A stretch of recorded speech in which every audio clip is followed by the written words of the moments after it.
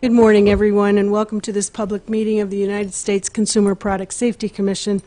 We have one item on the agenda this morning, and that is a decisional meeting on the staff's recommendations for amendments to the Commission's fireworks regulations. We have staff members with us here this morning in case that there are any questions before we take a vote. The CPSC staff members at the table are Dr. Rodney Valeri. Did I say that right? It's Valier. Valier. Dr. Andrew Statnick, and who is the Associate Executive Director for Lab Sciences, and Ms. Meredith Kelch, Office of General Counsel. So welcome to all of you, and thank you for being here. And thank you for I know we've all had questions over the last year and a half, 2 years, and appreciate your availability to answer those questions. Each commissioner may have up to 5 minutes for staff questions, and we'll go multiple rounds if necessary. Following questions for staff, we will turn to consideration of staff's recommendations. So I will begin with the round of questions, and I don't have any questions at this time. Commissioner Adler? Thank you very much, Madam Chair, and I just wanted to show everybody that this has been a weighty issue, if nothing else, physically and metaphysically. And I only really have one question, and that's just, I forgot where things stand with the DOT standard. Has DOT now officially developed a standard that reflects what the APA requirements are for fireworks? To my knowledge, they put out a notice of proposed rulemaking, which is similar to what the staff proposed in this briefing package. It's currently in the comment period, which closes October 15th, I believe. So the DOT reflects what is in the staff briefing package, which would mean allowing a contamination level of metallic compounds up to 1%? So the updated APA standard 87-1, which is what DOT is now proposing to incorporate by reference in place of 87-1, includes a 1% contamination allowance in the appendix to the APA standard. The appendix specifically has a statement saying it is not incorporated by reference by DOT. So given the short nature of the NPR DOT put out, it's not clear whether they would be explicitly incorporating by reference that limit or sort of indirectly by incorporating by reference the APA 87-1A standard, which includes that in a non-required appendix. That is a brilliant exposition of the law. It adds to my general confusion about this, but I very much appreciate it. Thank you. I have no other questions. Thank you. Commissioner Kaye? No questions. Thank you, Madam Chair. Commissioner Biacco? I do, thank you. We were all here about this time last year, and at the end of that hearing, I had asked, I said I would be interested in getting some more data, because at that time, my understanding was that we had talked to 20 or 30 people following up from some of the NEAS data that we had, and that I was hoping that we could get more data, because, and I'm reading from the transcript, because at this point, it strikes me as a lot of the recommendations that were made are based on a very small data point. I think I counted 26 times that the staff used either cannot quantify, unquantifiable, and so forth. And so I was hoping that we would get more data. Have we gathered any more data since the last time we met here? No, we have not. Okay, thank you. That's all I have. Thank you. Commissioner Feldman? Thank you, and thank you for holding the meeting this morning. I just want to thank staff for all the hard work that they put into this. It's voluminous, and clearly a lot of effort has gone into preparing the briefing package that's come up. I have no questions at this time, and I'm going to reserve the right to offer a comment for the record at some point later on. But having no questions right now, I think we can keep this moving. Thank you. Having heard no further questions, staff is dismissed. That was easier than probably you anticipated. And again, just to comment on behalf of all my colleagues, thank you for all of your work on this package. Run as fast as you can.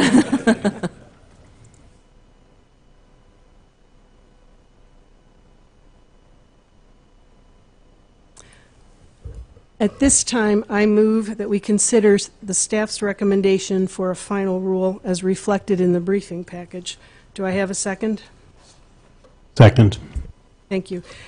I wish to explain one point about my motion that is before the commission. If we approve the staff's recommendation for a final rule today, then the Office of General Counsel will prepare the text of a Federal Register notice. It is my understanding that the text of the Federal Register notice would return to the commission for a further vote. Under our rules, however, there would be limitations on the extent to which that text could be modified. Therefore, I understand that one or more commissioners may wish to amend my motion so that there is more flexibility to change the text of the final rule. Is there an amendment to that effect? There is, but before I offer it, Madam Chair, if I could just seek a clarification, what would the limitations be for the commission? So it sounds like we would definitely see it again, and we would definitely vote on it again. I'm just not clear what the limitations would be. If somebody could explain that, please. We could have General Counsel, rather than me giving you my opinion, we'll ask General Counsel to opine. To briefly summarize, the limitations are that the vote on the Federal Register notice would not be of a substantive nature so as to change the underlying action of the commission. And you don't have to give us legal advice, obviously, and I appreciate that, but I guess I'm saying as a statement that that's because of the Commission's decision-making procedure. Is a specific provision in there? Is that what's guiding this? That is, one of the decision-making procedures says that the Federal Register notices and other similar documents are implementing documents and not decision-making documents. So, so what the decision-making procedures attempt to do is to provide a bright line between what a decision-making document is and what an implementing document is. Okay. Thank you, Ms. Hands. I appreciate that clarification. And then, Madam Chair, in light of that, I would move to amend your motion. And would you like me to read the Yes, please. amendment? The amendment that I would offer is staff is directed to prepare a draft final rule, Federal Register notice for commission consideration that includes all of staff's recommendations in the briefing package dated September 26, 2018. The draft final rule Federal Register notice shall not be treated as an implementing document, notwithstanding sections 2L and 10A of the Commission decision-making procedures. Think you, Commissioner Kay. I will recognize you for 3 minutes to introduce your motion, and then I will ask for a second. Okay, thank you, Madam Chair. I don't think I need 3 minutes. I'm not even sure I need 30 seconds. Basically, I would just prefer that if the Commission were to see this again, that we would have the full rights to consider this package as any other package that's in front of the Commission, especially because it's a final rule that, as any final rule, could be subject to further action in the courts. Thank you. Thank you very much, Commissioner Kay. Is there a second? Second. Having heard a second, we will now move to consideration of Commissioner Kay's amendment. Each commissioner will have 5 minutes to address the amendment. And if you have any questions regarding the amendment, you may yield their time to Commissioner Kay for an immediate answer. Otherwise, we'll return back to Commissioner Kay at the end, and he may address any of the questions. I have no questions. Thank you. Commissioner Adler? Just a quick comment. I approve and concur with the sentiment that Commissioner Kay's expressed.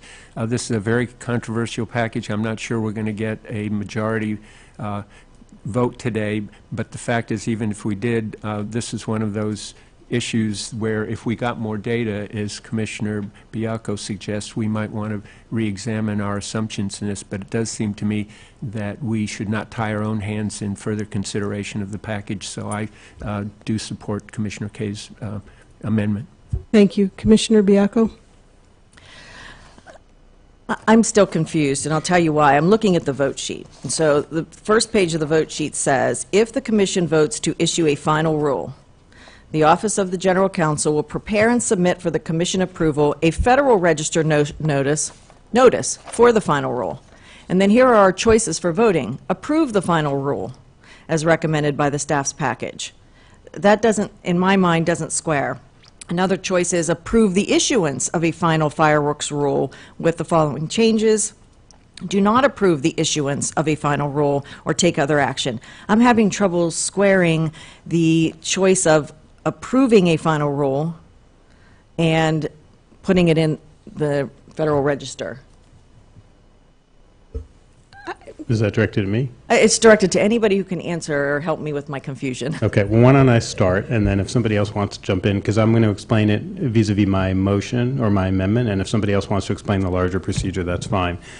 So from my understanding, what we are doing today supersedes what's on that yellow paper, because that was drafted and gave us different choices, and we're considering something that's a binary choice in essence, or would be under the motion that was presented by Chairman Burkle. Wait, let me stop you. So Sure, of course. when was it superseded? Because this is still the same piece of paper that I had from a year ago, and we haven't done a thing since a year ago except schedule this hearing. So that's what I'm confused. Where's the superseding? Yeah, I think it's just the difference of when we try to vote by ballot versus voting in person here. It's just the sequencing of the votes has to be different, because you can't just take a menu of choices and just sign your name to one of them. So it's the same substantive issue. We just have to amend that process to deal with voting in a decisional as to voting on paper. So what we're trying to do, I believe, is have a vote today in the decisional consistent with sitting here up on the dais that allows for an up-down choice on whatever is in front of us, either with or without amendments, but every vote we take is one up-down choice on one single question, as opposed to having a menu of questions. I understand that, but we had this we were supposed to vote the last time, was my understanding, on this set of choices. That hasn't changed. I've been giving nothing new, and now I come today expecting to vote on these choices to hear that it's been superseded and we're going to do something differently, and I don't know where that came from. Yeah, I'm and like I wondering said, if that is, going to be sustainable at all. I just think it's the difference, like I said, between trying to work a ballot sheet or a sheet where we vote on paper versus having to fit it into a decision. I don't think it's anything more than that from my perspective, but if somebody else wants to jump in, they certainly can. I would only offer that we have before us staff's recommendations for a final rule. If we vote up or down on the package, then we vote up or down on accepting staff's recommendations. And what's here before us this morning is when the package came up, it didn't have a Federal Register notice. So I think that is where some of the confusion is. We're voting that Federal Register notice for the final rule come back to the Commission. And it's my understanding your amendment will provide the Commission the ability to have a look at and perhaps have more the ability to engage and to make changes in that Federal Register Correct. notice, whereas the current my motion would not allow that flexibility. Correct.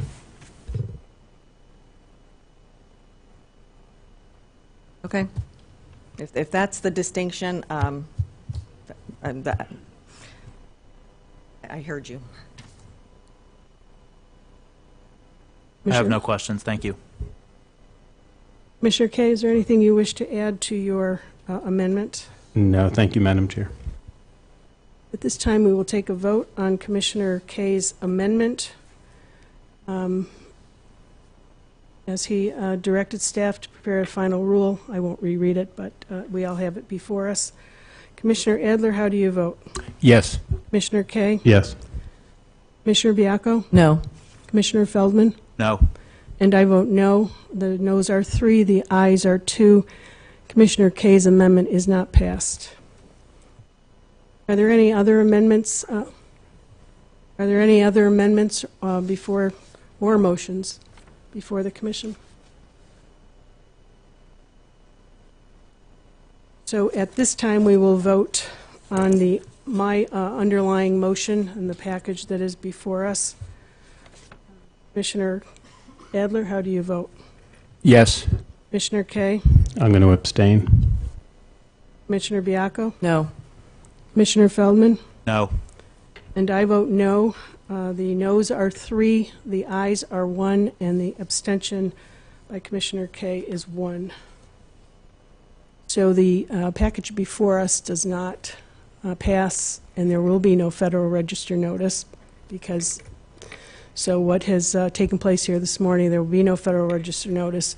Commissioner Kaye's amendment did not pass, so it is not part of the discussion, but since the underlying motion failed as well, there will be no Federal Register notice coming to the Commission. We will now take time for closing statements, if anyone has them. Commissioner Adler? I don't have much of a closing statement other than I wanted to reiterate my great appreciation to staff, and I also want to express my appreciation to the various stakeholders that have come in to advance with great intensity and passion their perspectives on this. It is not the case that, at least as far as I'm concerned, I'm sure my colleagues as well, haven't looked at this, haven't pondered it, haven't deliberated at great length, and agonized over what the proper course of action is. This is just not an easy decision. I certainly respect the views of my colleagues who voted no, and this will be something that I hope at some point in the not-too-distant future we will revisit. But again, I just want to thank everybody who participated in this and let you know we really did take what you said seriously. Thank you, Commissioner Adler. Commissioner Kaye? No statements. Thank you, Madam Chair. Thank you. Commissioner Biacco? Not really a closing statement, but I would note that I cannot support this package because I think it is not only substantively but procedurally deficient. However, I do want to note that, like Commissioner Adler, I studied this probably more than any other issue since I've been at the CPSC, and really struggled to find a way to move forward what is conceptually perhaps a very good point. There just was not, in my opinion, enough science to back it. I will also point out that in my meetings with all of the stakeholders that participated, there are some points in the staff's package that everyone agrees on. And I would like to see, hopefully, that the stakeholders will move forward with a voluntary standard, or at least put into place the things that they agree on, despite the fact that the way the package came up to us, I cannot support it, at least in its current state. So thank you. Thank you, Commissioner Biacco. Commissioner Feldman? Thank you. I have no additional comments at this time, but would want to reiterate my statement earlier about my deep appreciation for all of the hard work that staff has put in on this. Thank you. Thank you again, as heard by my colleagues, to the staff for all of their work on this package. And to Commissioner Adler's point, this is an issue that we've had a tremendous amount of engagement from the stakeholders. They've provided a lot of clarity on this issue. We had a public hearing on this issue, and it is not one that any one of us took lightly or didn't understand what was trying to be accomplished. And so I just want to thank all of the stakeholders for their role, for all of their feedback, for taking the time to come meet with us as well. Thank you to the Office of the Secretary, Office of the Executive Director, Office of General Counsel, and to Rock Grant, our audiovisual specialist, for facilitating this hearing. At this time, we will conclude the public meeting of the United States Consumer Product Safety Commission. Thank you very much.